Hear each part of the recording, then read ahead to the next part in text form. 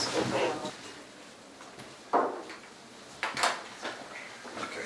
so this is how we are going to... Yes, okay. There's no rule. Mr. Turk, hello. When you were elected, you have, well, one of your messages to the EU was trust us and we will hold a good presidency of the EU. Do you feel this trust is missing at the moment? I don't think so. I believe that this message is coming from every quarter in Slovenia. I think that Slovenia is really quite united with regard to the importance of EU presidency and the fact that the choice of Slovenia was already an expression of trust. And I think that since that choice was made, Slovenia did everything as it should, and we are well prepared. Well, you said that everybody would be watching you, especially the new EU members. So where do you place your priorities? What difference can you make? Priorities are set by issues which relate to European Union as a whole, no matter who presides.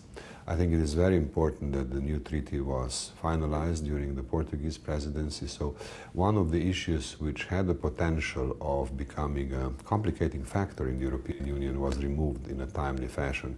This really sets the stage for other things that will have to happen in the European Union. I think Lisbon strategy will be very high on our agenda from among general issues. And then obviously there will be a number of strategic issues such as energy and environment, which obviously has a developmental dimension, but also a political dimension, because it has to do with the relations between European Union and Russia. And then also obviously there are specific issues such as Kosovo, Middle East, where European Union has to make itself felt as an important global actor, and here Slovenia will try to help. Regarding the Western Balkans, you have asked for a fast integration of all the states in the region, so where do you start? No, I think that all countries of Western Balkans have legitimate aspirations in that regard. I mean, they are Europe. They're not a black hole in Europe. So I think one has to understand the psychology and politics of this quest for membership in the European Union. On the other hand, one also has to recognize that candidate countries have to fulfill conditions. So Slovenia will try to help those countries to be quicker and better prepared to fulfill conditions which are necessary for membership in the European Union. Including for Serbia? Absolutely. I think one has to be very serious about these matters. It is one thing to start the accession process. It's another thing to talk about admission.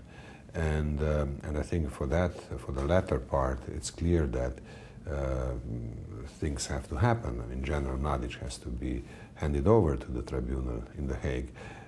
There should be no compromise on these matters. Slovenia was the first ex-Yugoslav country to enter the EU and NATO at the same time.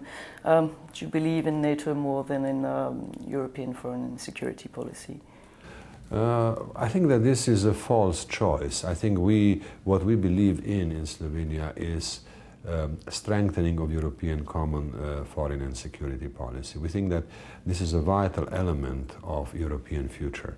We have to think strategically about common foreign and security policy. And in that context, I would say we need to have clarity with regard to accession of Turkey in European Union. What does European Union want globally? How does it relate to major areas of crisis and potential wealth, such as the Middle East, where Turkey is an immediate neighbor? So I think that we need common foreign and security policy not only as a mechanism for coordination in specific foreign policy issues of today. We need it also as a strategic vision of Europe. And here I think we need more than we currently have. You mentioned Turkey. Are you in favor of its accession to the EU? Yes. Personally, yes. Europe has to figure out what it wants to be globally. And I think Europe with Turkey will be much more important globally. Another issue which is causing a lot of debate is immigration. Do you think the EU is going in the right direction, that immigration policies are the right ones at this stage? Well, I'm not entirely sure what European immigration policy is at this point. I think that it is still very much a project in the making. I think that European Union will have to figure out how to open itself to larger immigration. We'll need more immigration, and we live as a part of a globalized world, so Europe cannot be a fortress. At the same time, Europe has to figure out how to invest more and better in places from which the immigration or emigration pressure on Europe is coming. Finally, the Slovenian presidency of the EU will be followed by France's presidency of the EU. Observers are saying that already France is putting a lot of pressure and that this is overshadowing Slovenia's presidency. Do you agree with that? I haven't noticed that, but we all admire France and its role in Europe. France is a pivot of European integration. And as a Slovenian politician, I should say, I am aware of the fact that Slovenia has been historically very lucky to be, for the first time in its history, in the position to preside European Union at the time between German and French presidency. For a newly independent country like Slovenia, it's symbolically quite important to find itself presiding this eminent group of European states at the time between these two major players. And obviously, the German presidency has had an influence on how Slovenia's presidency will go. I mean, after all, the German presidency started the new treaty discussions and, well, restarted them.